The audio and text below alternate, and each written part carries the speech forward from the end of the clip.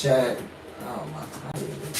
Say what's up as you come in the chat. Hit that like button for me, guys. July 5th, 2025 on a Saturday. Welcome to Cozy Corner TV. Ladies and gentlemen, I am your host, Kieran Smith. Call me Q, and we are on the corner. We're on the corner. What's up, everybody? Welcome to the daily live stream. Late night Saturday, dark day after 4th of July, so little bit expected. Without further ado, I'm going to jump into the clips we're going to get into tonight. Not very long, and plus my device's battery is not on 100 like I would like it to be. It's not as dead as I'm afraid of it to be, but it's not exactly where I want it to be. So with that being said, we're going to kind of cruise through these clips. More of a news-a-thon tonight, but still ending with a Christian clip. So, as I like to say, make sure you're grounded or regulated before you take this material in. Why? Because news can be triggering. If you're not grounded or regulated at the moment, come back later. But if you are, welcome to the live stream. All right, guys. First up on the menu, we have Matt Morris TV. Shout out to Matt Morris. We react to him often here on the channel. Matt Morris TV. Go to his channel if you guys get a chance. 546,000 subscribers. Matt covered Mayorkas is in hot water. So, former President Joe Biden's, I believe, Secretary of Homeland Security, Alejandro Mayorkas is. He's in hot water. I'm not going to spoil it. Matt Morris is going to walk us through exactly what's going on in the news and how people are saying it's time for Alejandro Mayorkas to be held accountable. So we're going to take a look at that with Matt Morris. We're going to switch gears and jump over to Kempire. Shout out to Kempire. Jurors speak out after Diddy's verdict, and former employee claims fear for her life. So we will take a look at that with Kempire. Shout out to him. We use Kempire to react to much of our Diddy things as his trial went on. We didn't react to it daily, every single day, but we kept up with it. And now that it is post trial, we're going to take a look at what some of the juries had to say after the verdict and some former employees. Then we're going to switch gears and we're going to go over to Fox News. Shout out to Fox News. They had a conversation with Stephen A. Smith, and it was Sean Hannity who was holding the conversation, and they covered It Won't Work. Stephen A. Smith gives New York City's Zoran Mmdani a reality check. So we're going to take a look at what Stephen A. Smith, liberal man, for the most part, historically, that's what we've known him for. Democrat, for the most part, historically, that's what we've known him for. I think at some point he might have leaned to say independent, but I think he's still with the Democratic Party.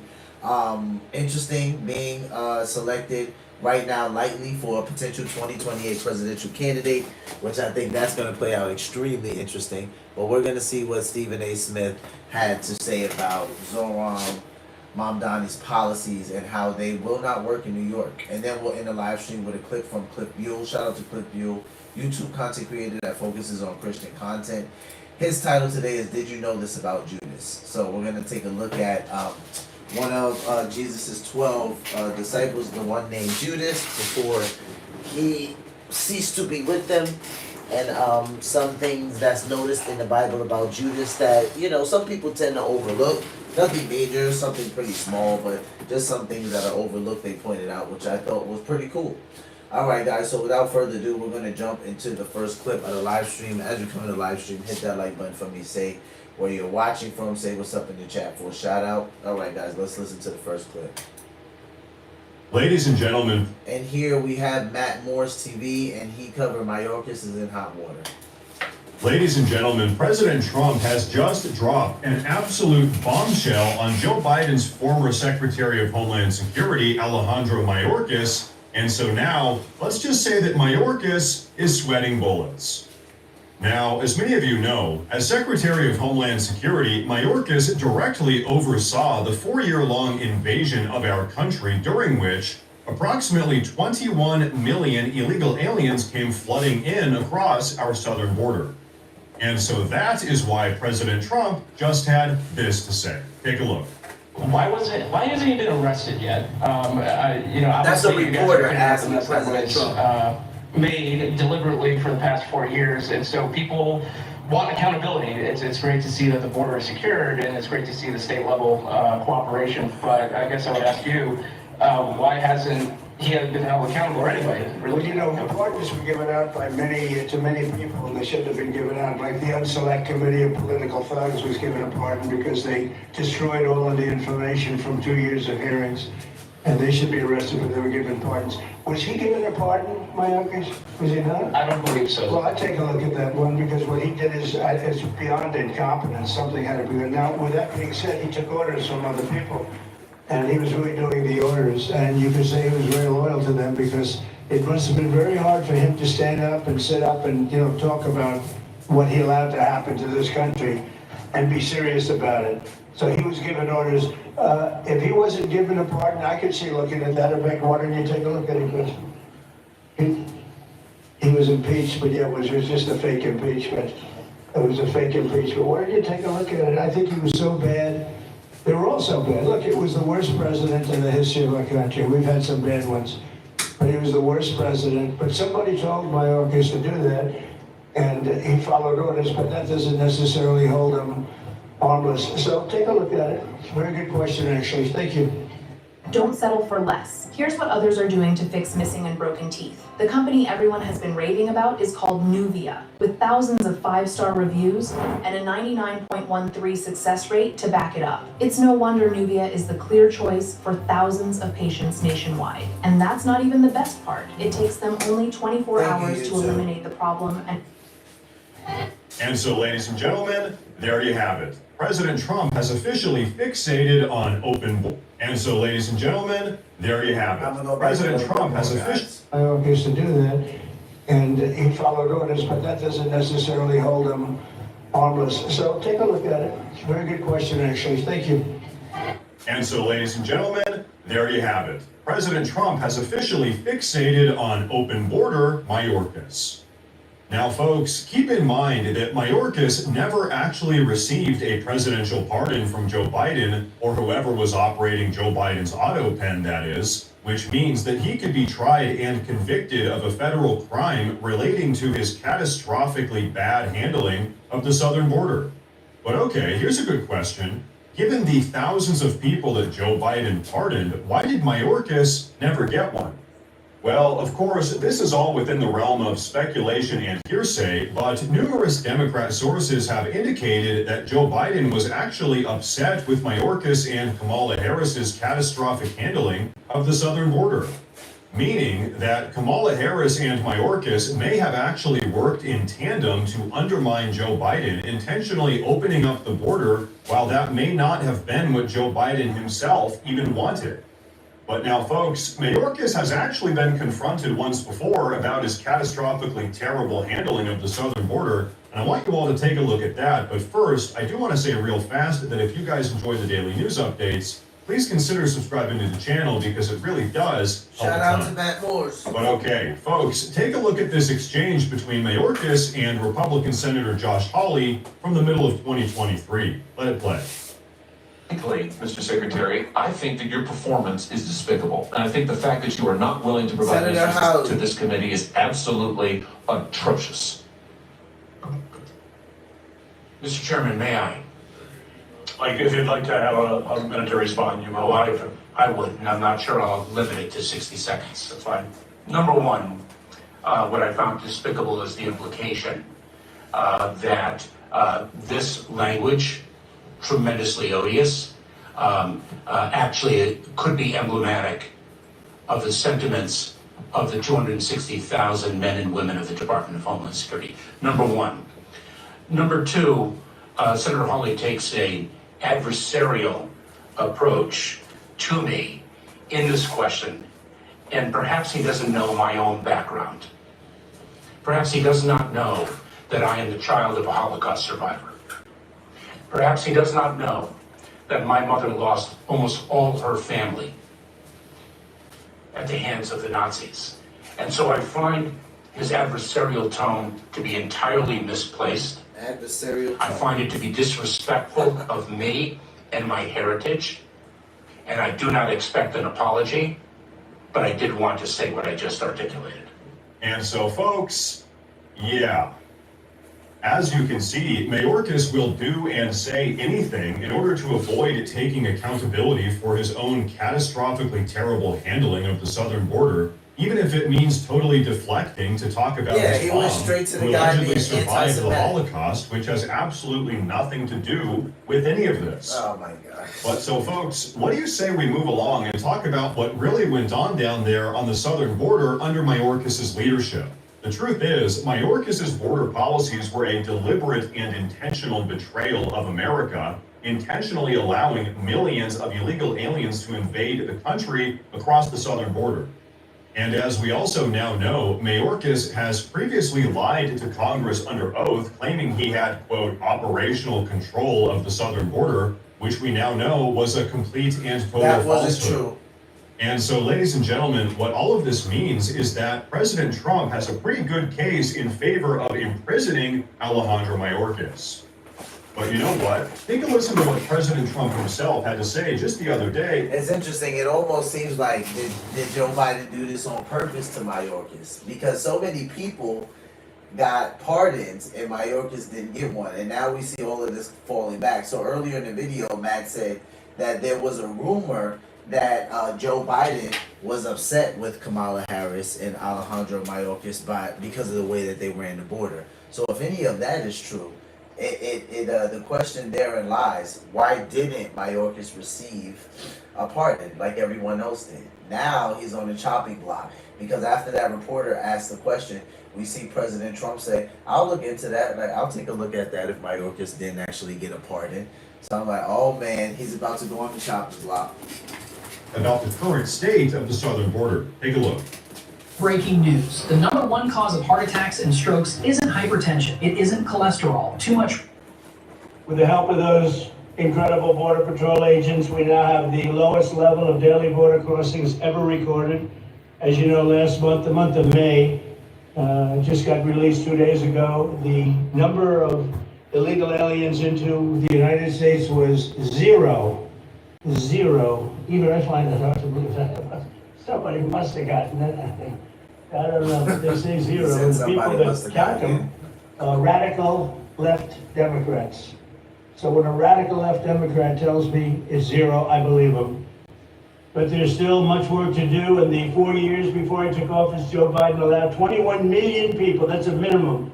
I think it was much higher than that, illegal aliens to invade our country. He invaded our country just like a military would invade. It's tougher because they don't wear uniforms. You don't know who they are.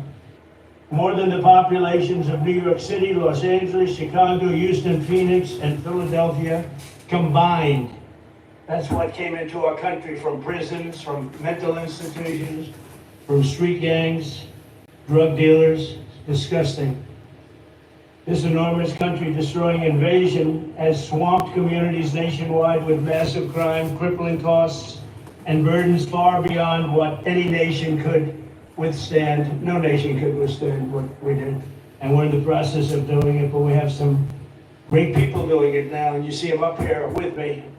And So we hear President Trump say no nation could withstand what we went through. And I went over this on the live stream before, guys. I said, listen, we have legal aliens. We have people that are from other countries here in America, and they have went through whatever process or taking the civics test, whatever they needed to do to become of legal status, and they have literally said things like, Americans, what is wrong with you people? If I would have stayed in my home country, they would have done the exact same thing if we would have had this massive influx of people that weren't from our country. So I'm not quite sure why you're so mad at your government. I said that we need to take a closer look at ourselves when we have people from other countries coming here saying things like that, and they're literally not born citizens, but they've done what they needed to do to become legal. And they're saying, why are you guys mad at your government for sending the people home that aren't of legal status? That's like a normal thing to do. In Brazil, they would have done this, right? In Venezuela, they would have done this. So why are the citizens of the United States so upset about this? And this is not a Democrat asking this question. This is a person with legal status asking us as American citizens, why are we so angry that our government is doing what they're doing? I think we just got to ask ourselves some serious questions when we have people that have done what they needed to do to become legal, asking that question here in America. Los Angeles, Chicago, Houston, Phoenix, and Philadelphia combined. That's what came into our country from prisons, from mental institutions, from street gangs, drug dealers. Disgusting. This enormous country-destroying invasion has swamped communities nationwide with massive crime, crippling costs, and burdens far beyond what any nation could withstand. No nation could withstand what we did. And we're in the process of doing it, but we have some great people doing it now, and you see them up here with me. And so, folks, thank God that all of those great people have been working tirelessly to clean up the mess that Mayorkas and the entire Democrat Party have created. Here's the truth that the Democrats don't want you to know. President Trump has completely shut down our southern border by simply enforcing legislation that is already on the books. Legislation that Mayorkas and the Biden administration deliberately chose not to enforce. The unfortunate reality is the far-left radical progressives actually wanted to flood our nation with tens of millions of illegal aliens from the third world. That was their plan the entire time.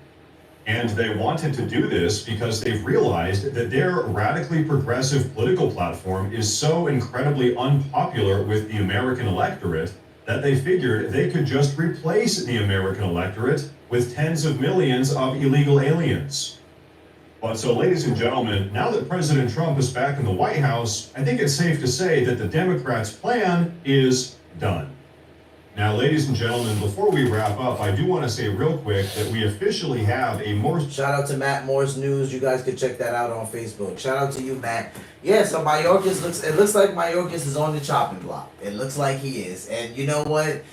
Some people will say rightfully so. They'll say, listen, if he was supposed to be in charge of the border with Kamala Harris and we witnessed what actually happened here in this country, then yeah, rightfully so. And that's why the reporter asked President Trump, like, why hasn't he been charged? Why hasn't he been arrested?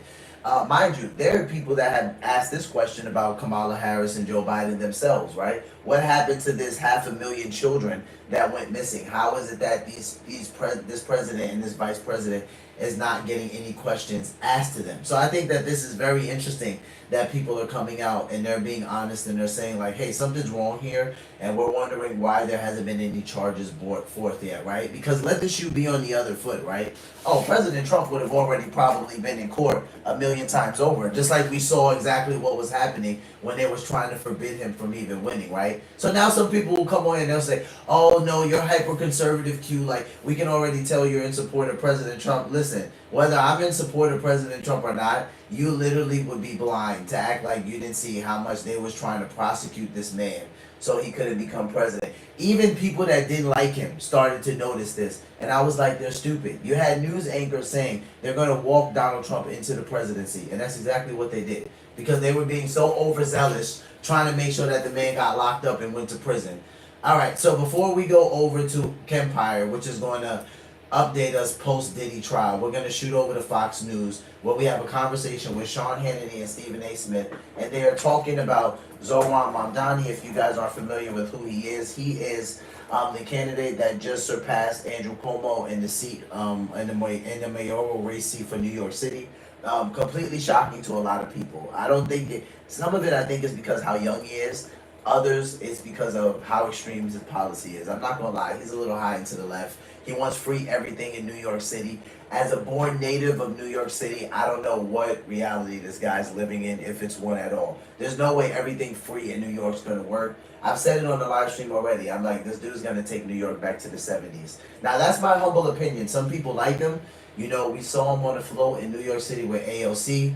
I knew once I saw her next to him, I was like, it's a wrap. I'm not going to say I thought he was necessarily going to take the mayoral race, but I knew he was going to do good numbers, and he indeed did. And now we have another guy that's running alongside Mmdani, and if he decides to drop out, I think his name's Brad Layden, I believe all his points will be allocated to Mmdani, which then that will bring Mmdani to over 500,000 points in the mayoral race in New York, which Andrew Cuomo, last time I checked, he was at like 337K. So Mmdani's still kind of crushing him in a decent amount, probably at least in 250,000 votes easily. So yeah, it's looking pretty decent for him in November. I'm not that excited about it, but nonetheless, you have some Democrats that are, and then you have some Democrats that are worried. I'm thinking their worry is more attributed to his age. He is only 33 years old. The guy's been super hot most of his career, and he's really young. So let's just take a look at what Sean Hannity and Stephen A. Smith had to say about it won't work. Mmdani, it says it won't work. Stephen A. Smith gives New York City's Zohran Mamdani a reality check. Let's take a listen. All right, this is a Fox News alert. We are monitoring the House floor in Washington, D.C. as voting on Donald Trump's one big, beautiful bill. It is expected to begin at any moment. There'll be a series of votes. One test vote. We'll bring you the results live as they pour in. First, we turn to New York City, where Marxist Mmdani is now the Democratic nominee for mayor and president. They call him Marxist Mmdani. So this is a quote from President Trump on Truth Social. It says, as President of the United States, I'm not going to let this communist lunatic destroy New York. Rest assured, I hold all the levers and all the cards. I'll save New York City and make it hot and great again, just like I did with the good old USA. President Trump had something to say about this on Truth Social. He wrote, quote, as President of the United States, I'm not going to let this communist lunatic destroy New York. Rest assured, I hold all the levers and have all the cards. I will save New York City. Remember, Mmdani is a guy who literally said his end goal was seizing the means of production. A guy who ran an entire campaign on giving away everything for free and basically redistributing the wealth from everybody else. And he doesn't think billionaires should even exist. He scares establishment Democrats, Republicans, conservatives, anyone with common sense, the business community, the Jewish community, global intifada, can't condemn it, and anyone with a brain. Democrats do not. This right here is a quote from Stephen A. Smith from Daily Caller. It says, that ain't what America is. Stephen A. Smith warns Dems are doomed if they embrace Mmdani. Promise free stuff. I want this guy and his free giveaways to become their brand. And our good friend Stephen A. Smith, he says if that happens, the Democrats have no chance of winning any future elections. Joining us now, the man himself, star of ESPN's First Take, host of the Stephen A. Smith Show, the one and only Stephen A. Smith. My electricity bill dropped from $150 to $52 doing this one thing. When I spent $49 on an energy... What's up, my brother? That's your party. That's your party that picked him. Listen, first of all, don't go lying to party. America and saying such incendiary stuff, talk about I'm sanitized. Watch your mouth. That's going too far. That's just going too far. You need to stop that right now. Don't do that to me. Don't do that to me. But I got to admit to you, listen, Donnie, I was very surprised that he won. He won for the Democrats with the election over Andrew Cuomo specifically, and that he's going to be the Democratic nominee for the mayor's seat in New York City, considering what he was proposing. I'm not here to denigrate him in any way. I don't know the man. I don't know all of his policies. I'm not trying to do that. But when you talk about free childcare, free buses, and all of this stuff, it's like free. It ain't going to work. It's not going to work. That is a doomed scenario. And you left out how I mentioned you on my YouTube show, Sean. I mentioned Sean Hannity because I said Sean Hannity doesn't hesitate to throw out AOC, doesn't hesitate to throw out Bernie Sanders or Jeremy Crockett. That is not an accident. I'm inclusive. It's not an Stephen A., I'm inclusive. I play them often on the show. I want people to be very aware of who they are. yes, I'm sure you are. Very clear. That's a beautiful word to use, non-offensive in the whole bit. It's unbelievable how slick you can be. It really is. And you're really good. You're really good. But I got to tell you something. I'm just saying, if you're the Democrat, and you hear me and hear me good. If you want a chance in the midterms, if you want a chance for the presidency, you better not lean far left the way that you did in 2024. It will not work. It won't work. Starting tonight, let's go back to your party. It's your party. You say you're a Democrat. You're trying to help your party. Tonight. Now, Stephen A. Smith is saying if you're a Democrat and you even want a chance in the 2028 primaries, or even midterms for that matter, right? That happened in 2026. He said you better not lean as far left as you did in 2024. All right, so we already know who was up on the block in 2024. It was Kamala Harris, right? And we knew everything that the Democrats stood for in 2024 and everything they were promoting, and they were tone deaf as I don't know what. They weren't listening to the American people. And when the electoral map went up for what presidential candidate was taking one state, we saw Kamala Harris get completely slaughtered. Like, we saw that happen. So Stephen A. Smith is going on the record to say, Democrats, if you even think about leaning as far left as you did in 2024, with what we saw with Kamala Harris, it's not going to work. Don't even think about it. And I agree with him. I've said it countless times on the live stream. I'm like, dude, if we don't see a 180 from the Democrats, now I've been saying this since President Trump took office. I said, if we don't see a 180 from the Democrats within 6 months, I'm like, there's no way they're taking the 2028. Now, I have some people that push back. The funny part is a lot of Democrats aren't even pushing back because I keep saying, who are they going to put up? Like, who exactly are they going to put up that the American people are going to, regardless of who Trump puts up? Right now, like, his cabinet is winning. Whether you support him or not, like, his cabinet is winning amongst a lot of people. He still has a great approval rating, right? His approval rating is not as low as the Democratic approval rating right now. So who would they put up? I mean, maybe you guys want Hakeem Jeffries to be your president. I don't know. Maybe you want Nancy Pelosi to be your president, right? Maybe you want AOC to be your president, or Jasmine Crockett, right? Or maybe even Chucky Schumer. I don't know. But the more I go down the list of Democrats and I think about it, the more I'm like, these guys have nobody to put up. Right now, even Stephen A. Smith is a potential presidential candidate, which he himself went on the record to say, I'm not qualified to do this, right? So, like, I went on record to say, like, I like people like John Fetterman. People are like, oh my God, I can't stand Fetterman. He never wears a suit. Give me a break. I mean, if you guys want a candidate that has half of a brain, you'll pick somebody at least a little close to John Fetterman. I'm an independent. Party. Okay. Right, your name. Are we done with the playing the game that Stephen A. might run for president as a Democrat? Can we get over that game? Can you just say, I'm never doing it, not going to happen ever? You don't want to say that because it's great press. Hold on. I'm not going to say never if the American people, reached out and said this is what we need. I mean, I might have to think about it, but I have no intention. I have no intention. I have no intention of doing so. I'm going to put away. Listen, man, listen. We care about this country, don't we? Listen, I want to thrive. You're right about this. I want to thrive in the economy. I want national security. I want our borders controlled. I want all of those things, okay? Now, we can make a legitimate argument with the stop. What? At this hour in Washington, guess what? The Democrats, they're voting against what would be the largest tax cut in history. They are voting against, no tax on tips, overtime, Social Security. They are voting against securing our borders, deporting criminal aliens. They are voting against energy dominance. They're voting against a stronger national security. They are voting against reforming a disgusting educational system. That's your party, not mine. I want to tell the American people right here on this top-rated show that I would love to threaten Sean Hannity by telling him I'm going to do the same thing to him when he comes on my show, but he does the same thing on my damn show. So there's no hope for me at all. You understand? Here's the deal, because you keep talking, you won't let me chime in here. I understand what you're saying the Democrats are voting against. So is Senator Tillis, Senator Paul, Senator Collins. You got 3 Republicans that said, oh, no. You got, you got another, you got Tim Roy and others that are speaking against it. They weren't happy about it. Here's my question. Wait a minute. Right now, Democrats are voting against the largest tax increase, against the largest tax cut in history. By doing so, they are voting for the largest tax increase in history.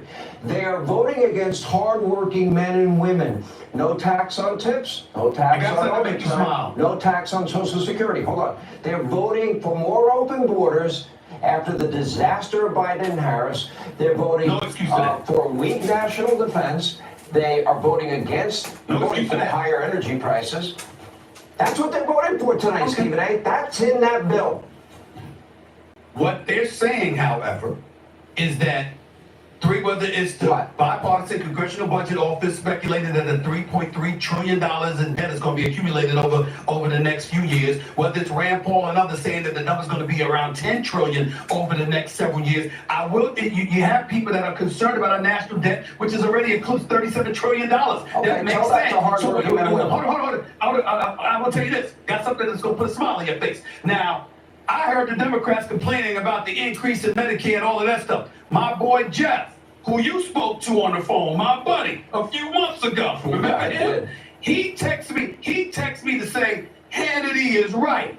It ain't the feds. Those are the states that are doing that to Medicaid. And he made sure to make it a point when he knew I was going to come on the show tonight. So you got my boy in my ear talking about how right you are. I get it. What I'm saying to you is that you got Republicans that are lamenting it. So Ronald Reagan lowered the top marginal rate from 70 to 28%. All right. What do you think happened What do you think? Well, it's supply side economics, which is what is being applied here. And then remember, President Trump has $10 trillion in committed investments in manufacturing coming online in the next 4 years. High-paying career jobs, energy dominance, lowers gas prices, the lifeblood of the world's economy. Supply side economics. Reagan doubled revenues by dropping taxes that much. That's the fallacy. So the left does not seem to understand. I think the only way to increase revenue is to pick the pocket of every American that is killing themselves, that is overtaxed, not undertaxed. Somewhat of a rhetorical question, but since you like to talk, I'll give it to you. Is it true that by and large, over the last half century or so, the economy has been better under Democratic leadership than Republican leadership? Yes or no? False. False. Ronald Reagan, 8 years. Okay. Longest, I'll give you the numbers. Do you want? Okay. Longest, 70 to 28% top marginal rate. Longest period of peacetime economic growth at that point in history ever in American history. 21 million new jobs created. First 3 years of Trump, tax cuts resulted in one record low after another and record low after another. Record low unemployment. For who? African Americans, Hispanic Americans, Asian Americans, women in the workplace, and African American youth unemployment. Donald J. Trump. Repeat after me. You support Donald J. Trump. I'm not gonna say that. No, I'm not gonna say that until I see it, because somebody, as I've said repeatedly on this show, told me that the prism of history shows us how effective a president is. Not in the moment. Don't ever judge in the moment, Stephen A. That was you, Sean Hannity, who I've known for over 20 years. You said that to me. I didn't make that up. That's number one. Number two. Hold on. Revenues doubled under Reagan by cutting taxes. Just answer me this question. Based on what you're saying, then how do you explain how numerous Republicans have been against this? Explain that. Why hasn't the big beautiful bill been signed? How come? Okay. Listen. Tom Tillis, I don't know what happened. He went off the... He's so dramatic. I got to go back to see what he said. But for those of you guys that were unaware of how this played out, all the Democrats voted against the bill, which wasn't surprising. All 212 of them voted against it. The Republicans, it was 220. Susan Collins is from the... This question, based on what you're saying, then how do you explain how numerous Republicans have been against this? Explain that. Why hasn't the big beautiful bill been signed yet? How come? Okay. Listen, Tom Tillis, I don't know what happened. He went off the rip. We did have five Republicans that weren't in support of the bill. We had 2 in the House and 3 in the Senate. And those 5 were just things in the bill that they didn't like. And I talked about it. I said, maybe there were things in the bill that probably hit close to home for these people. I mean, at the end of the day, yeah, they're politicians, but they still have families. They're still normal people. And there might be people that these politicians love that might have been affected by some things dealing with Medicaid when it came to this bill, or maybe even child care benefits to some extent. So there's a reason why there were 5, and I think it's a good reason why there were 5 Republicans against it. Again, we don't want robots, so by any means, if they don't support the bill, then don't go for the bill. Nonetheless, it still passed because the House still took it. But yeah, all the Democrats voted against it. Susan Collins is the only Republican in all of New England. Hopefully Scott Brown will join him. They always vote Democrat. Doesn't matter. It is a red versus blue thing. It's meaningless to me. You're not going to see Republicans in large measure in the House. We don't have the votes. They're going to unite behind this bill. But you know what? Your party will have to live with Mmdani. Your party will live with AOC, the Squad, Kamala with her, taxpayer-funded sex-change operations. Tim Walz, Tampon Tim with tampons in boys' bathrooms. You're going to live with this largest tax increase in history. You own it. You're buying it tonight. You're defending it. Cool. No problem. Let me say this right on your show. I'll say it to you, Sean Hannity, right here, right now. If the big beautiful bill, if that passes, and everything that you said shows itself to be true, Democrats ain't winning the midterms, and they damn sure ain't winning the presidency in 2028. They sure are not. And they will have deserved it if indeed what you say and what Trump is saying about the big beautiful bill, because it's big and it's beautiful, if it's true, then we're not going to have anything to say, Sean. We're going to fight. So I hope it passes, just for the sake of finding out, okay, how real is this? How effective is this going to be? Is what this man said going to come to fruition? Because if it doesn't, first of all, you know me, I'm going to record you. I'm going to take it, I'm going to run it back. I'm going to remember everything you said, just like you do to everybody else. Just so you know. I'm going to remember, I'm going to hold on to it, Sean. I'm going to hold on to these sound bites. They're not going away. They're not going away. We'll see. All right, we love you, Stephen A. Always fun to have you. Same here, buddy. Hey, Sean Hannity here. Hey. Always a time with those guys. All right, so Pete Hegseth, this is one video I was actually going to bring up for you guys. Pretty much take it all. Let me see if this is the one that I actually want to play. And then I'm going to bring up, I'm not sure how familiar with valuetainment you guys are, but I'm going to bring that up because I thought Patrick did a great job at explaining what President Trump is actually, what he's actually going for, what he's betting on when it comes to this bill. Shout out to the White House press secretary. This big and this beautiful, it can be hard. All right, so yeah, going in congruence with what we just left, leaving Stephen A. Smith and Sean Hannity's conversation. And you know, Stephen A. Smith giving Sean Hannity some of the benefit of the doubt, saying, hey, listen, and what you're saying about this bill, based on what I can't understand, if what you're saying about this bill is true, and what President Trump is saying, because it's big and it's beautiful, right? He's being a little facetious there. He's like, well, then the Democrats aren't going to win the midterms, or they're not going to win the 2028 presidential election. Well, I already said this. That's not going to be shocking to me if that happens. But I thought Patrick Bent did a great job on this, saying that, hey, Trump is betting on growth. Big, beautiful bill sparks meltdown over Trump tax cuts. So we're going to take a look at what Patrick Bent had to say about this. Shout out to Valuetainment. I love Patrick's channel a lot. So we're going to take a look at how they broke down what the big, beautiful bill does and the impact it had. Also, if you guys go back and watch some of the live stream yesterday, I think I had Charlie Kirk actually breaking this down, probably like within the last 2 or 3 days before the bill actually passed. And then Ben Shapiro, I had him on. Some things we reacted to by him on the live stream as well, helped us to understand it. So let's take a look at what Patrick Bay David had to say about the big, beautiful bill. What is in Donald Trump's giant tax cutting bill? Rob, I think you have a video on this. If you want to play this clip, go for it. America, let's talk one big, beautiful bill. We've heard you loud and clear. With a bill this big and this beautiful, it can be hard to understand exactly what's in it. So let's go through some of the most important pieces of the bill. This bill modernizes and overhauls our nation's air traffic control system so you feel safer when you are flying. It gives a 15% tax cut to working families like yours, amounting to $5,000 per year. This bill increases the child tax credit for more than 40 million American families, ends taxes on tips, cuts taxes for overtime workers like law enforcement officers, slashes taxes on Social Security for our seniors, and that's just the start. We must pass this big, beautiful bill and usher in a new golden age for all Americans. Okay, so that's that. President Trump's $4.5 trillion tax bill passed by the Senate Tuesday with a tie-breaking vote by Vice President J.D. Vance, which extends the 2017 tax cuts and eliminates taxes on tips over time, but the CBO estimates it'll add $3.3 trillion to the national debt by 2034, with the Committee for Reasonable Federal Budgeting budget projecting a 130% debt to GDP ratio. The bill, criticized for its regressive impact, reduces after-tax incomes by 2.3%, or $560 for the poorest, 20%, while increasing incomes by 2.1%, or $32,000 for the top 1%.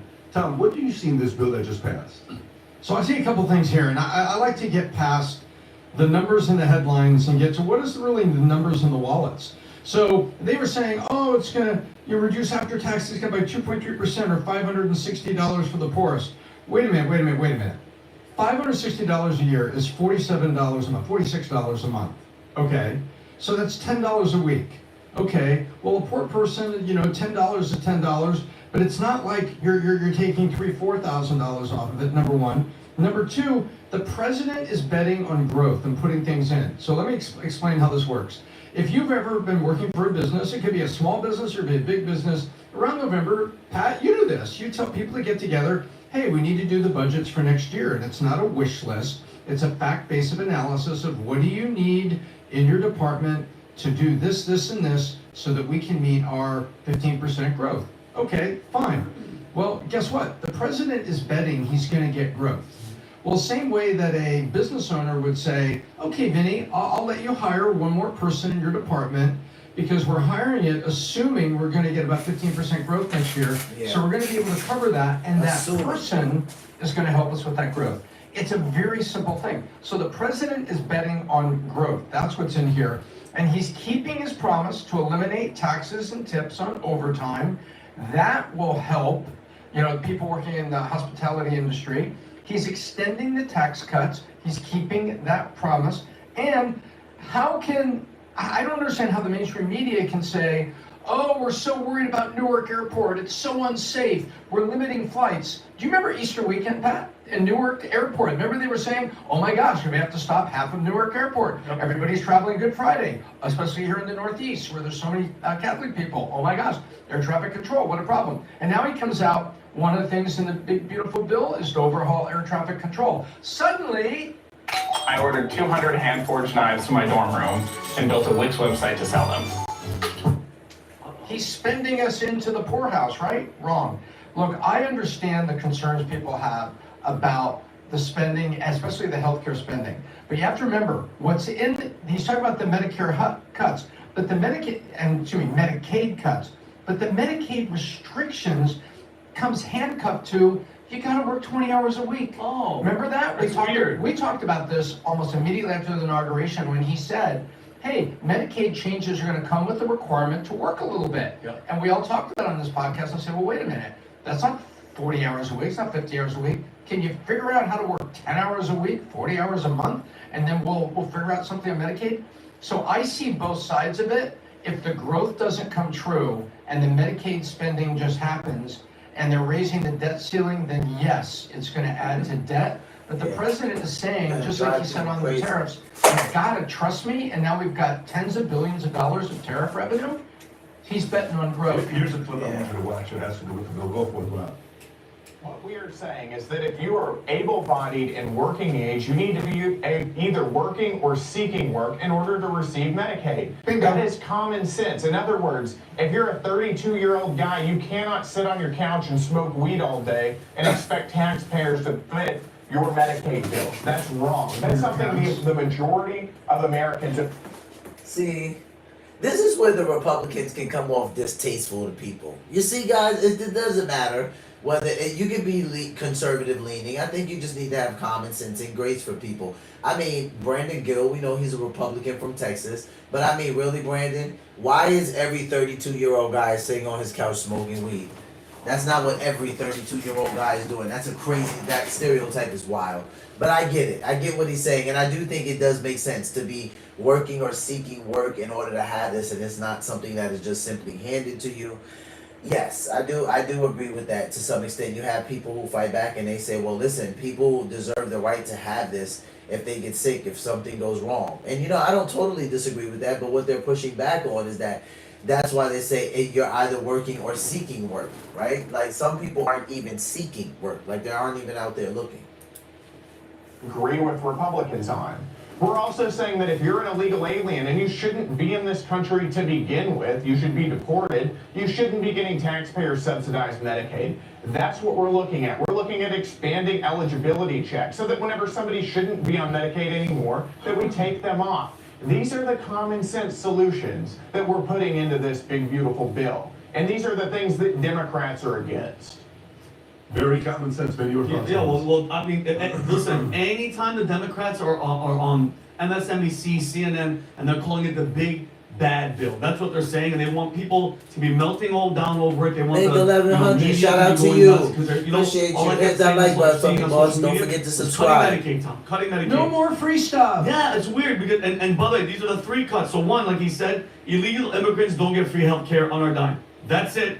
only citizens qualify. Guess what? That should already be the rule. All right. And if you're mad about this, you're either stupid or you're lying to yourself. Number two, it eliminates tax. And I think like some people might say like stupid is that's a little bit aggressive, right? Like he's being a little bit aggressive using that word. But he's saying that he's like because it's for citizens only. There are people who weren't born here who are now legal citizens. Those people will qualify.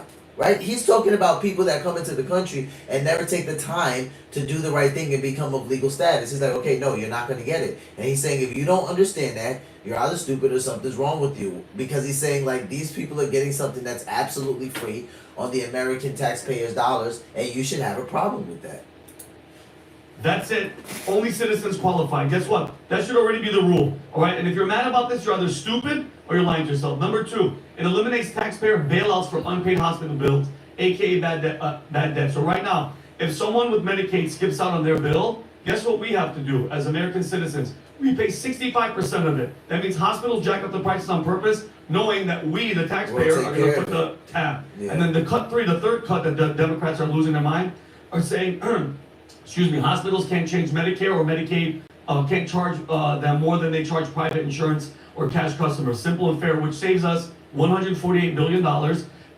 And just from those three, guess how much we're saving a year? $200 billion. Okay, but the Democrats are all emotional and they keep feeding us all these headlines. You know what it is too, Tom? It's the same thing that they did with the border bill. Remember the border bill? Yeah. They're like, we'll close the border, but the Republicans are stopping us. Yeah, because you guys snuck in $60 billion to Ukraine, $14 billion to Israel, and $4 billion to Taiwan. It's the big beautiful bill. Yeah, the Inflation Reduction Act. That was the War Increase Act and the Immigration Increase Act. Yeah, exactly. Yeah. So the big beautiful bill, not the big bad bill, puts America first, and that's why they hate it. Anything that's helping us, Pat, the Democrats are going to fight it. Here are your thoughts. So I feel like we lose a lot of sight during these bills, conversations, of one key fact, that the government will not save you. If you're relying on the bill, or what's going to happen, are they going to pass this, going to pass that, you're losing the big picture, which is you got to do it yourself. I don't know anybody that's rich, maybe with the aside of Elon Musk, and government subsidies, who's like, how'd you get rich, bro? Dude, the government got me. Straight up, government, it's all that. Obama hooked me up, Bush hooked me up, then Trump. Zero people who are successful give credit to the government. It comes down to four things: work, earn, save, and invest. And if you do those four things, you're going to be okay. So a lot of people are excited about the extension of the 2017 tax cuts that are going to expire. Corporate tax rates, I believe, are going to stay at 21%. That's great. PBD always told that story about the Trump tax cuts from 2017 to 2018. You gave, what was it, like bonuses for every year they were there, month they were there. Child tax credit, help families, no tax on tips, stop funding immigrants. And then, you know, critics will say, well, what about the Medicaid? What about this? What about that? If you're working and you're earning, you're going to get taken care of. Yeah. So the biggest concern that I have and a lot of people have is this actually going to add $3 trillion to the deficit or not? I guess we'll see if dynamic growth happens or if we're actually going to go deeper into debt. Yeah, and all of that is time will tell, right? Time will tell on what's going to happen with this bill. The reality of it is this. This is the part where I'm very comfortable with. One time I was having a big debate with guys to a very close friend of mine. The debate was, if the government is giving you any kind of entitlement programs, welfare, Section 8, whatever it is they're giving you as a handout, unemployment checks that they were given during Obama for almost 24 months. Should the government have the right to drug testing? He says no. So really, no. That's crazy. Well, you can't drug test, and that's America's free. I said, no. We're giving you free money from. Yeah, that's crazy. Now that's wild, and I would agree with that 100%. Like, if you're benefiting off of government benefits, then yeah, I would say the government does have the right to do that. Just simply because now, if you're not, then no. You know, if you're making your own money and you're going to work, and they can't tell you what to do with your paycheck or how you spend your paycheck or anything like that. But this Patrick Bet-David is making a key point here. He's asking his friend, like, if you're getting these benefits from the government, so if you're getting unemployment checks, if you're getting Social Security, if you're getting food stamps, if you're getting all these different type of benefits, does the government have the right to drug test you?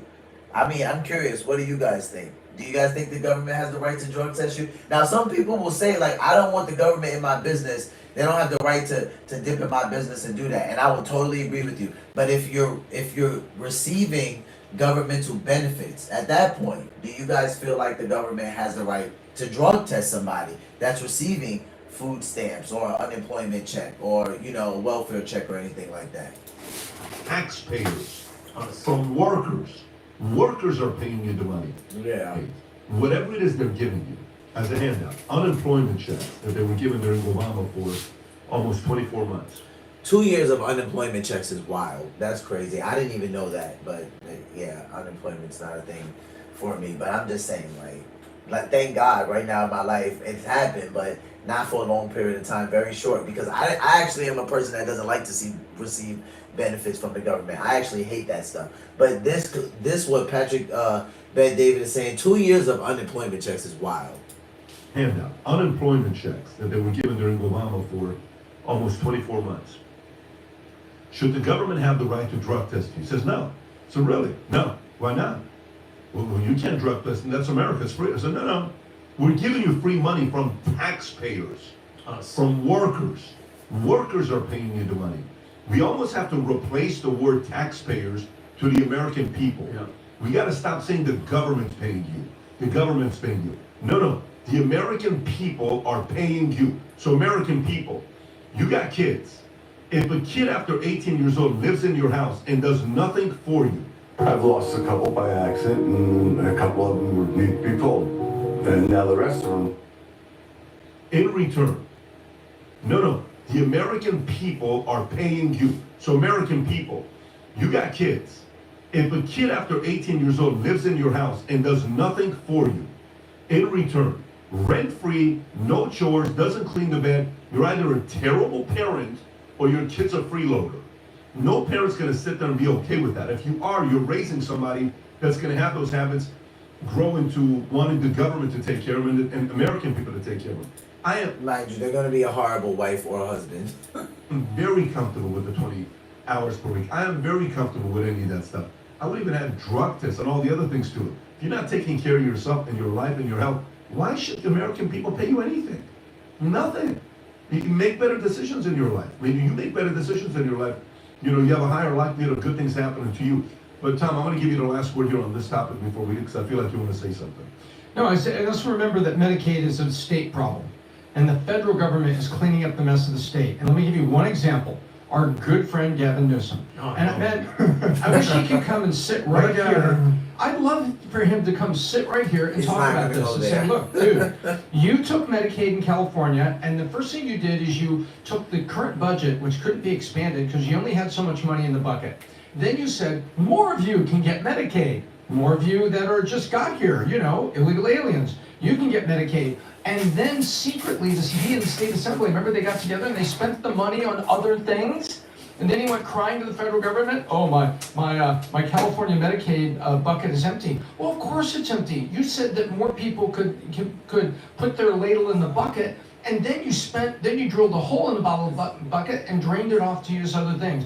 I'd love to understand legislatively what was going on. I know he's trying to run the state, but I disagree with this, and I wish he would come on and talk about things like this. But the number one thing I think everybody needs to remember is Medicaid is a state problem that the government is having to clean up. Once a year, we host an event called the Vault Conference. If you're somebody that either runs a business, you're a married couple, husband and wife, life's been kind of flatlining lately, there's not been too much things that are growing in ways, business, personal, financial, and you kind of want to call a time out and get away and spend 4 days with 3,000 other couples and nearly 12,000 people in the same room together to strategize the future of your life with your kids, being intentional about it, I highly, highly recommend you attend the Vault Conference. It's the only conference you can go to where the attendees are comfortable talking about business, are comfortable talking about money, are comfortable talking about politics, are comfortable talking about family values, and no one cares. No one walks on eggshells. You go to some business conferences, oh, we can't talk about politics. We talk about everything. If that's appealing to you, do whatever you can to go to the Vault Conference. Here's a video I did with my patients. Here's a doctor sitting down as a therapist, sitting down with his patient, and guess who his patient is? There's one that I can tell you since 21 years old. I've gone to 4 to 10 business conferences every year purely to recreate myself. Again, go to theballconference.com. Yeah, shout out to Patrick David Bad. I like his Bad David. I like a lot of his content on business. Like I've been watching Valuetainment for some years now, so you guys check that out if you get a chance to. All right, so we got some Pete Hegseth here. Before that, I got Ben Shapiro here really quick.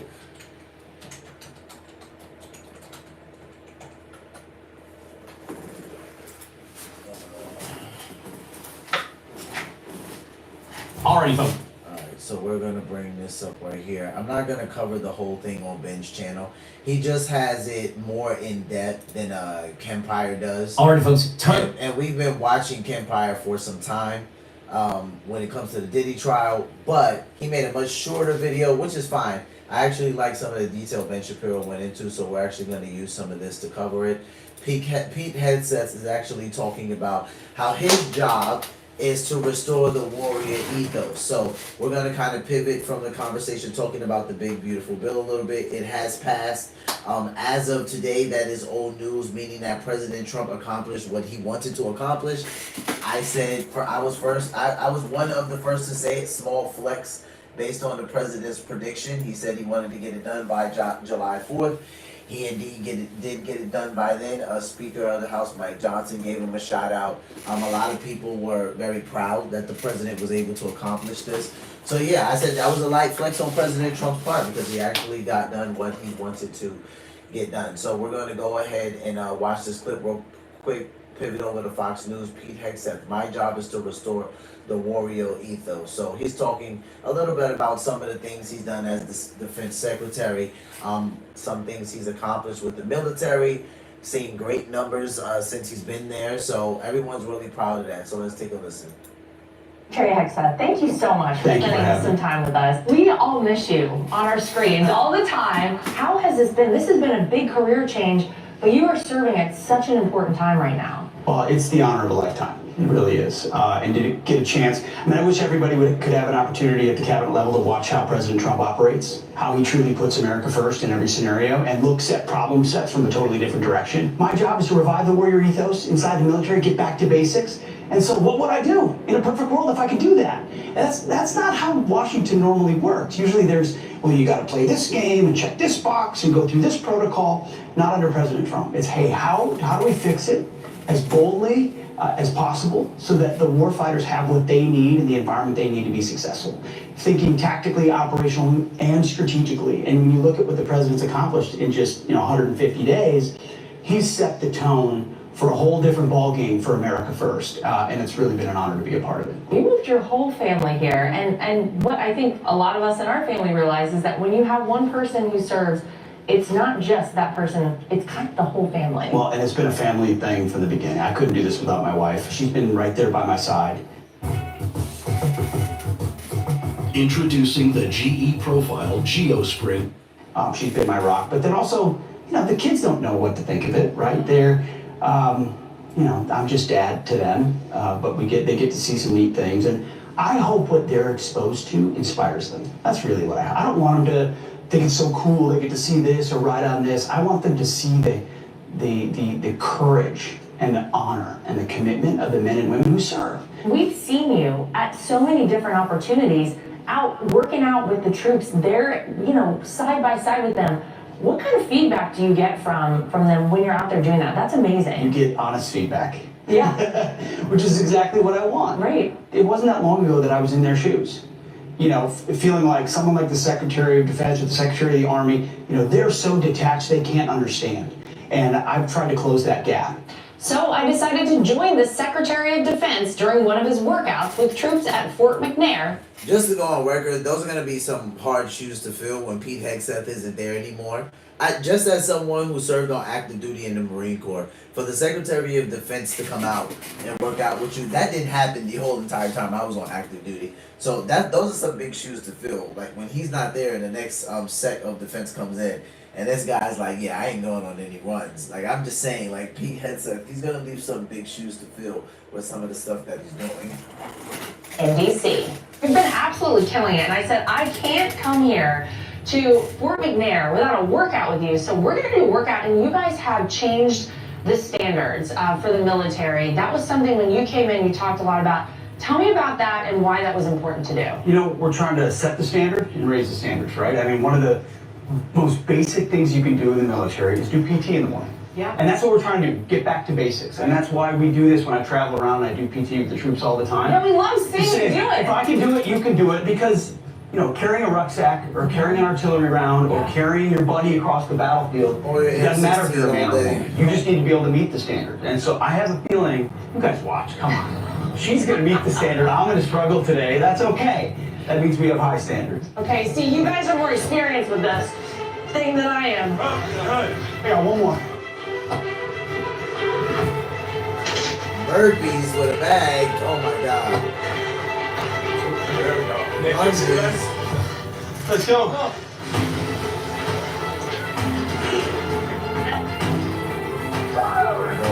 I'm having PTSD nightmares.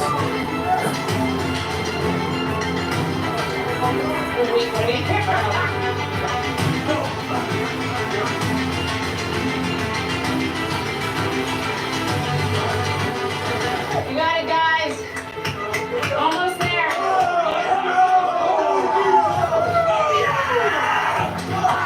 Nice, guys.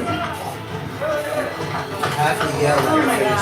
That was a serious workout. We have up the standards in the United States military as far as I'm concerned. That was amazing. Thank you, guys. Incredible. From the top of the Defense Department, thank you for everything you guys do. The absolute best of the country. You know this. The best America has to offer, give up some of the best years of their life to serve our country. So I want to pass my gratitude to you from President Trump, from your Commander-in-Chief. He always wants me to tell you that he has your back all the way. Our commitment has been clear from the first minute. Restore the warrior ethos, rebuild our military, which President Trump did in the first term and we're doing again, and then reestablishing deterrence, which I think the world saw a lot of when those B-2s flew over Iran and came out and nobody saw them. And we put an end to the Iranian nuclear program. You should be proud of that. I'm proud of that. Our country should be proud of that. And after that military success in Iran, I wanted to find out what it was really like behind the scenes. So maybe walk us through what you can of this mission, why it was so significant, symbolically and tactically overall, because it was so impressive, I think, to the entire world. Well, it shows you the skill and capabilities of the United States military. And yes, it was an attack on Iran's nuclear sites, which they refused to give up through negotiations. But the rest of the world paid attention too. Other countries noticed exactly what America can do.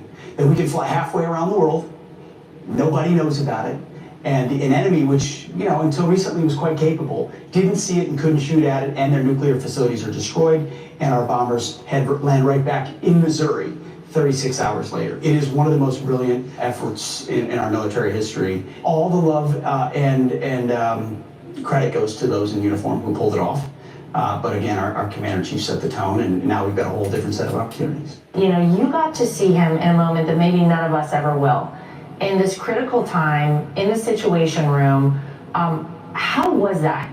Watching President Trump make those decisions reveals yet again the core that everybody knows and loves about him, which is he puts America and Americans first. He wants to know the risk level of that mission. He wants to know how long it will take. He wants to know how many men and women it'll affect.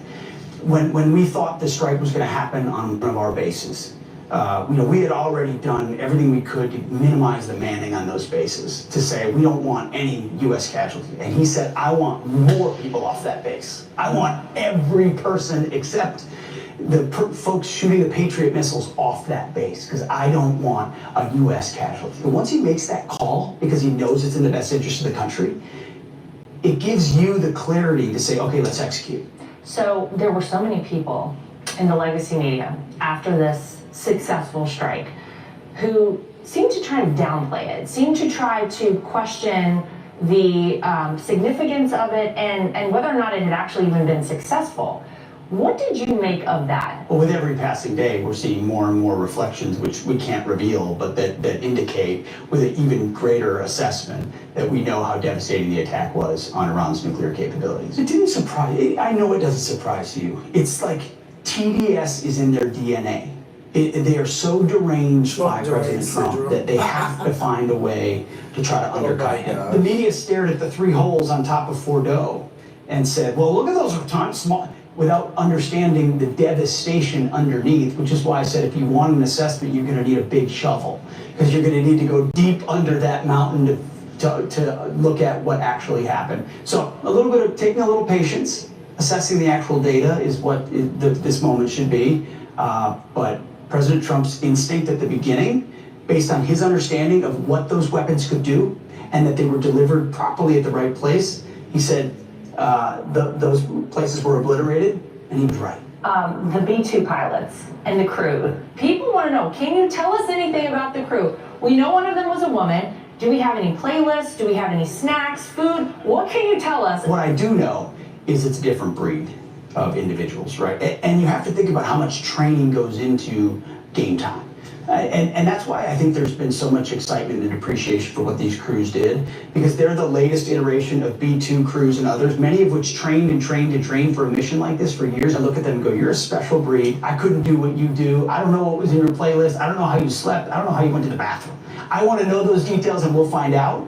On a B-2 flight, 36 hours, but I respect the hell out of what you did, and I'm proud of my nation because of what you were willing to do. Since you've been in this role, we've seen recruiting numbers across the military skyrocket. I mean, it's been pretty amazing to watch in a short amount of time what you've been able to do as Secretary of Defense. What are your goals going forward over the next 3.5 years? Keep going. Keep going. Driving change into institutions is a difficult thing to do. And the response of the American people, the immediate response of recruiting is incredibly, it inspires the building. But it's a big bureaucracy. There's still resistance to change in certain places. There's reforms that need to be made so we get weapon systems, planes, ships, submarines, munitions into the hands of our warfighters faster. Washington, D.C., it can be very good at paying too much and taking too long. And if you have a businessman, which we do as Commander-in-Chief, he has an expectation that we get it under cost and faster. So there's a ton of work left to be done to sort of truly put the America First fingerprints stamp on the Defense Department. We've just gotten started. Well, we are wishing you great success. Good luck with everything. We're all watching. We're all so proud. And thanks for spending a little time with us today. Yeah, shout out to Pete Hegseth. Dude, I appreciate Pete Hegseth a lot. Like, I've often said this, and people have literally tried to come for me because I like Pete Hegseth, and I don't care. Literally, I tell you guys all the time, it's probably a biased thing because of the time I served in the Marine Corps. I'm extremely patriotic. Like, all the stuff, anything patriotic that you can think about, it's like, it's in me already. I love it. My wife will strictly tell you. So yeah, I can appreciate Pete Hegseth and a lot of the work that he's done. Shout out to Pete Hegseth and, as Secretary of Defense. Like I said, when he leaves, man, he's going to have some big shoes to fill. Like, I can't remember a Secretary of Defense that went out on, PT runs, with battalions and things like that. So I'll go on record to say that's pretty special as somebody who served on active duty. So shout out to Pete Hegseth. All right, guys, so final clip here in the live stream. Before the Christian clip, we got Kempire. Jurors speak out after Diddy's verdict and former employee claims fear for her life. So Kempire is probably going to close us out with what happened at the Diddy trial post-trial. I was going to go with Ben Shapiro, but he has over an hour on there. I'm not going to watch that much. Kempire just has 18 minutes of a summary. So I've appreciated him for his small content, like in a way that he's done it throughout the trial. Shout out to Kempire. If you guys get a chance, go over, watch his channel. He covers all the things, gossip, culture, drama. I'm not really in that genre. I'm more like politics, conservatism, religion, liberalism, and news. But he does everything drama, culture, and if you like that stuff, you'll find it there. So sometimes I watch some of that. Not too much of it because it's not the greatest to intake. But let's see what Kempire covered as far as the Diddy trial. Let's listen. Did Sean Diddy Combs tamper with the witnesses? Or did he tamper with the jurors? Well, now some of the jurors are speaking out, and one of his alleged victims. Here we go now. The jurors. But also, breaking news when we go live or when we upload. So it's been a few days since we talked about the verdict in the Sean Diddy Combs trial. However, more people are speaking out, including the jurors, but also one of Diddy's former employees, Chef Jordan. You may have seen her on the Max documentary where she talked about an incident where Diddy physically assaulted her. She is also taking to social media talking about how Diddy's legal team had reached out to her when they found out that she had been approached by the Southern District of New York. But why didn't she testify? A lot of people also wonder why. Renee Green, shout out to you. Why did Gina not testify? Why did Gina magically reappear when the jury was deliberating? Let's take a look at what Chef Jordan had to say before we get into what the jurors are now saying. As one of the actual minor victims to Sean Combs' physical assault while I was employed by him,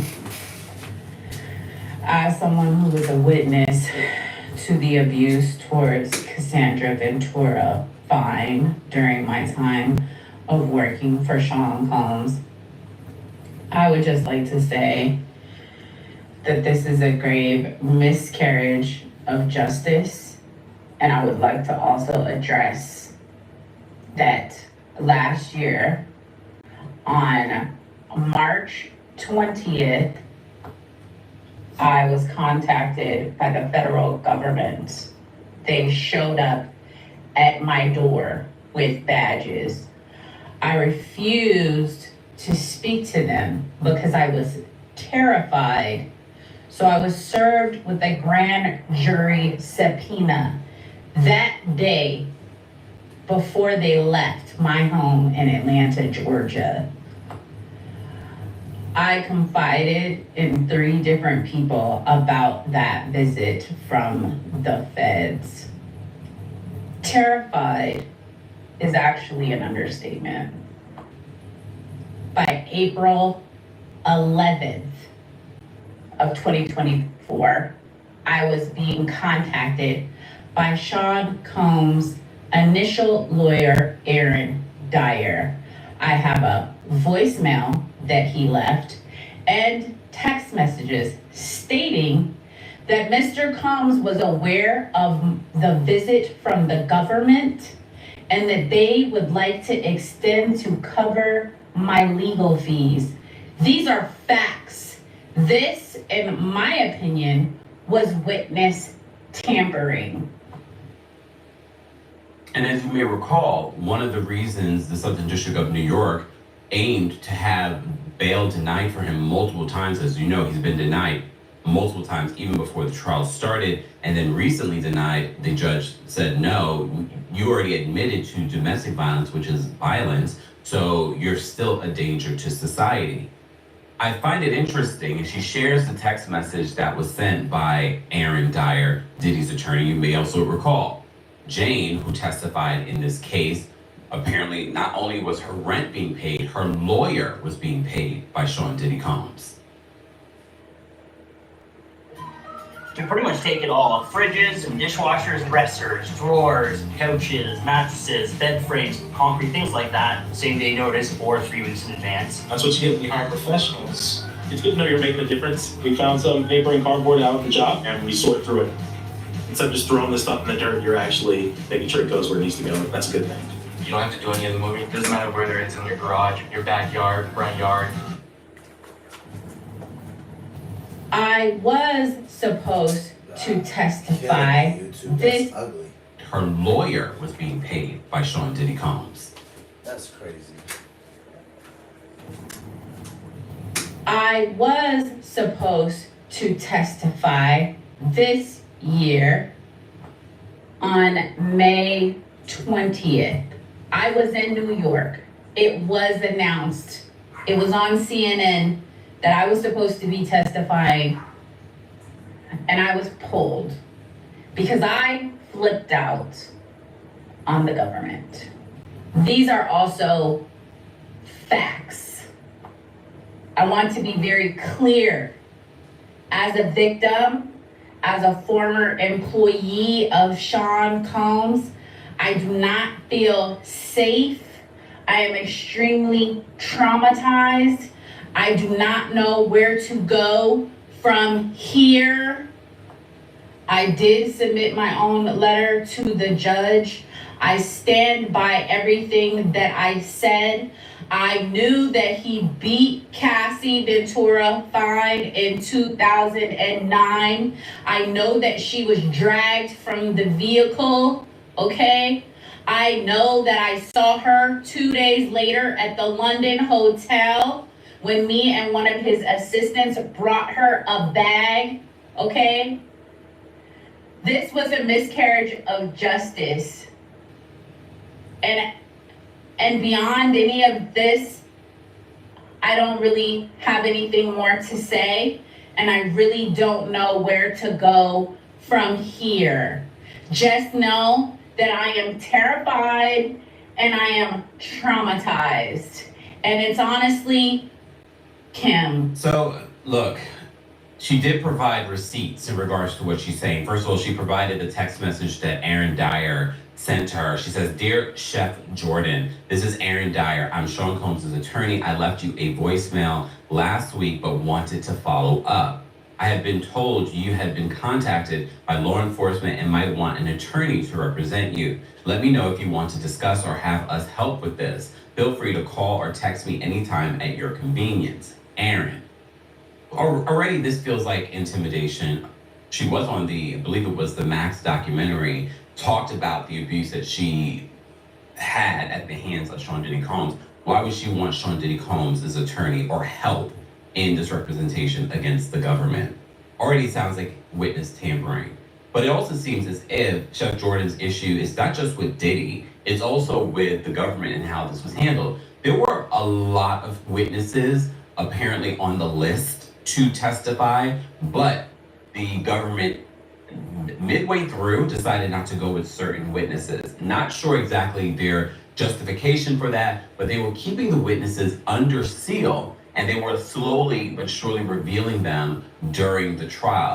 If you followed our trial coverage, you can find it here on our YouTube channel. We have a playlist where we talk every single day covering this trial. Philly, I will see you in just a few days. I'm bringing the Kempire After Dark, the Villain Era live show to your city. A night of hot topics, comedy, fun, and tea being spilled at City Winery on July 10th. Meet and greets are available for that show. And then we're coming to Atlanta on August 5th. Then we're back in Washington, D.C. on August 22nd. And then our final summer show will be here in New York City on September 12th. Don't forget, meet and greets are available for all the shows, but the New York City show has a special live stream option. So no matter where you are in the world, you will be able to witness the show and have the show for a week. More information on the Kempire After Dark, the Villain Era tickets will be available in the description. Get your tickets today. Not only did she provide that, she did also provide the letter that she received from the government confirming that she was subpoenaed to testify. So in the letter that she received, it states this: "Greetings, we command you," in all caps, "that all in singular business and excuses being laid aside, you appear and attend before the grand jury of the people of the United States for the Southern District of New York at the United States Courthouse, 44 Foley Square, New York, New York, in the Southern District of New York, at the following time and place." It says appearance date April 2nd, 2024, appearance time 9 a.m.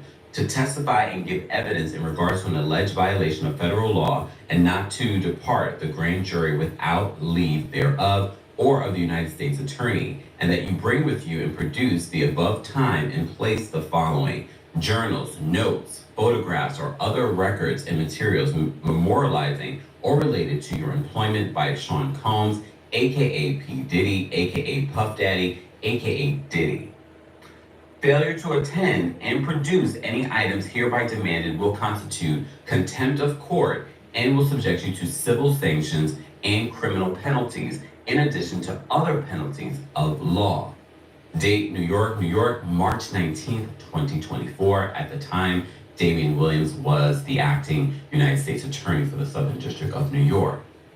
She also provides the letter that she mentioned, and it's dated July 2nd, 2025. You remember, in covering this story, we read to you Cassie's letter to the court, to the judge, and also Deontay Nash's letter asking that they keep him in detainment. She writes in her letter, and apparently this is dated July 2nd, 2025 at 4:30 p.m. She says, I'm writing to express my grave concern over the possible release of Sean Combs. I believe he should be held without bail until his sentencing is determined. Thank you for your time and attention to this case so far. You are appreciated. I know that you did not hear from me during the trial, but that I was in fact listed as a witness to Mr. Combs' abuse towards Cassie Ventura. Fine. You also heard testimony about Mr. Combs assaulting me inside of his New Jersey estate. There has been, remember, there was an assistant that testified to this. There has been a clear pattern of physical, sexual, and financial abuse on his part for years. Releasing him now would be unjust. She continues, she says, those of us who were subpoenaed are terrified at the possibility of his retaliation against us. I'd like to express how terrifying this whole ordeal has been for me personally. This past year and a half has been traumatizing. This verdict is devastating.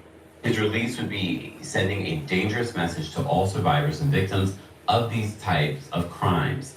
I fear for my safety upon his release. I ask that you consider all the victims and witnesses involved in this case. Thank you for your careful consideration in this matter. I fear for my safety upon She his dropped all the release. receipts confirming why she's fearful.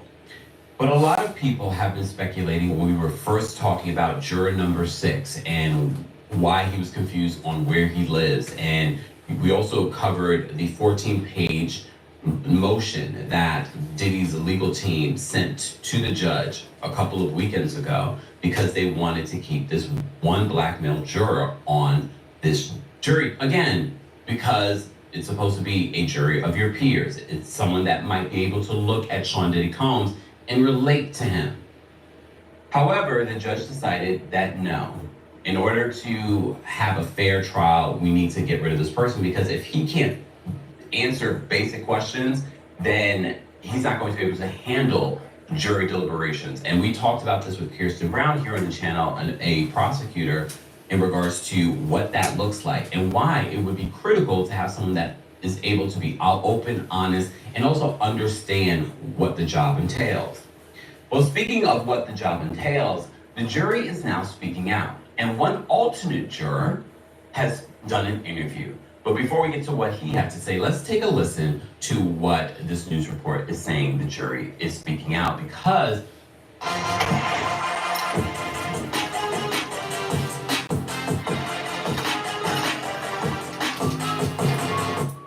there are thoughts and opinions where people are saying that the jury were enamored by Sean Diddy Combs' celebrity status. Reporting a juror from the Sean Diddy Combs trial requesting to remain anonymous, slamming the notion that the music mogul's celebrity profile drove their decision. In a statement to ABC News saying, I found that statement highly insulting and belittling to the jury and the deliberation process. Adding, our decision was based solely on the evidence presented and how the law stated. We would have treated any defendant in the same manner regardless of who they are. The jury of 8 men and 4 women acquitted the rap titan of the most severe charges of sex trafficking and racketeering, but convicted him on 2 counts of transportation to engage in prostitution as it relates to ex-girlfriends Cassie Ventura and the woman who testified under the pseudonym Jane. An alternate juror telling CNN, though he wasn't part of the deliberations, he agrees with the verdict. So I took a copious amount of notes. I think reading all my notes and looking back at the evidence, I probably would have reached the same conclusion as the other jurors. And that's the only juror that has done interviews so far. Not only did he talk about what he thought from the court proceedings over the last 2 months, he also talked about some of the witnesses, including Dawn Richard, and saying that unanimously, the jurors did not believe her at all. It's their way as well. Were there any witnesses that made you think, I don't believe this? There was one that I think, unanimously we kind of all said like, wow. Like, it was almost like watching like TV. It was like, like when, I think her name was Dawn Richard, that one. Mm-hmm. When she, on cross-examination, I mean, I never saw such a cross-examination. It was very impressive to watch. What was it about it? I think this how the defense got into her and really made her, look very not credible. Yeah. I mean, I even wrote in my notebook that it was like a takedown. Really? Here's the thing. Something that stood out to me when he says that as a jury they unanimously rejected her testimony. First of all, the jury is not supposed to speak unless he's talking about afterwards. But again, Dawn testified so many weeks ago. Yeah, it was and again, she was in this jury was not sequestered. You can't control human beings altogether. Do we believe that the jury did not speak about what they were seeing and experiencing during this time? Of course it did. We will never know. However, one thing that a lot of people have said, and based off, and again, if you're not in the room, you have to remember, not only did this jury see everything, they saw more than even people that were in the room when it comes to the freak-offs. He talked about seeing the freak-off tapes and footage. And again, the jury just did not seem 100% convinced that the prosecution really brought home that there was trafficking or a racketeering conspiracy. Yeah. We've covered this from day one, and a lot of prosecutors, when we talked about this before, also felt like they're not 100% sure that the Southern District of New York really rang home the enterprise. Again, it's one thing to look at this from a legal sense, but it's another thing to remind ourselves that the jury are people like us. And if of the majority of people that are following this, that aren't even necessarily in the courtroom and seeing everything, are not 100% convinced, the fact that they came back with this verdict says to me that the prosecution really just did not drive home the point that they were trying to make. And maybe they charged him with the wrong thing. But one thing that I've said countless times is that it's one thing to understand that, you know what, the prosecution didn't do what they were supposed to do. Maybe he shouldn't be convicted on these particular charges. But the defense, very much like what the judge said during the bail hearing this past week, one thing that you rang home is that he definitely committed domestic violence. He definitely is a bad person. He definitely is still a threat to society. So for those that continue to say free Diddy, or you're a Diddy supporter, Shamia, Candy, Tiny, for me, no, you're still defending a terrible human being who we've seen on video harm someone. We're not judging Diddy on being a, quote, freak or into certain things. Nobody cares about that. A lot of people are still against Diddy because of his bad behavior, not just to his partners, but to his employees and everyone he encountered. Guys, as always, I want to know your thoughts on what Diddy's former chef is saying on social media and what one of the alternate jurors are saying now in interviews. Let's continue this conversation in the comment section. As always, be sure to like this video, subscribe to the channel, and hit that notification button. Shout out to Kempire. Okay, so there you have it. And I agree with Kempire totally there. Like, I knew they were going to have a hard time driving that RICO case home. I mean, let's be honest. When's the last time that you guys saw a RICO case and only one person was involved? Like, they didn't even have a partner. There was no one else. I mean, anyone else that they said could have been an accomplice with Diddy or a constituent or a sidekick. We never saw them come to trial the same way Diddy did. I knew some of these charges weren't going to stick. The ones that did stick, I wasn't surprised because we had the horrible video of what we see Diddy doing to Cassie, and then we have also some audio from other people, and then we have some witnesses. So some of the two charges that stuck, I wasn't surprised about. But I mean, some of them that they were trying to throw at him, I did think at one point, I'm like, do they really think this is going to stick? I mean, or they are just trumping up these charges, right? And usually that's what the prosecution does. They trump charges. They put as much against you as they can to see if something will stick. But I knew RICO wasn't going to stick. I thought that was one of the most ridiculous charges they had him on, just simply because they didn't have anyone else. Like, Diddy was just the only one.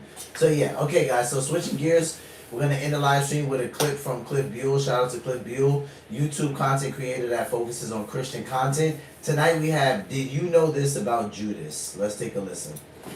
Watch this. When I first saw this, I was like, oh, I can't believe that's in the Bible. Incredible and terrifying. This is a little nuance on this that a lot of people miss about the Judas narrative. So first of all, we find out in the end, Judas was never saved. Jesus calls him, quote, a son of perdition. And then he says it would have been better for him had he never been born. So Judas ended up in hell. That's what Jesus is saying. In Matthew 26, Jesus is at the Last Supper. So it says when it was evening, he reclined at table with the 12. So all 12 are there, Judas is one of them. And as they were eating, he said, truly I say to you, one of you will betray me. Then it says, one after another, all of them began to say, and I'm going to listen very carefully what the Bible says. Is it I, Lord? All of them say that. But then Bible readers miss what it says about Judas. When it gets to Judas, it says, Judas, who would betray him, answered, is it I, Rabbi? Just because you think Jesus is cool or said smart things or might do good things for you, that doesn't necessarily mean you're converted at a deep level and born again. Because Judas thought that. Watch.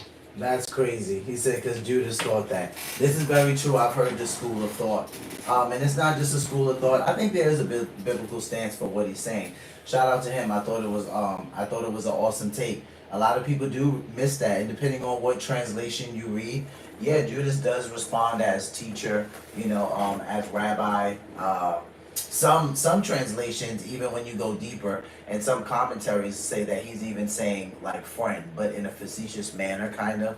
So yeah, I think that's interesting. I've had a lot of YouTube Christian content creators, or just YouTube content creators that are Christians, say things like, everyone wants Jesus, or some want Jesus, but they don't want a savior, or they don't want a Lord, right? People want Jesus as savior, but not as Lord.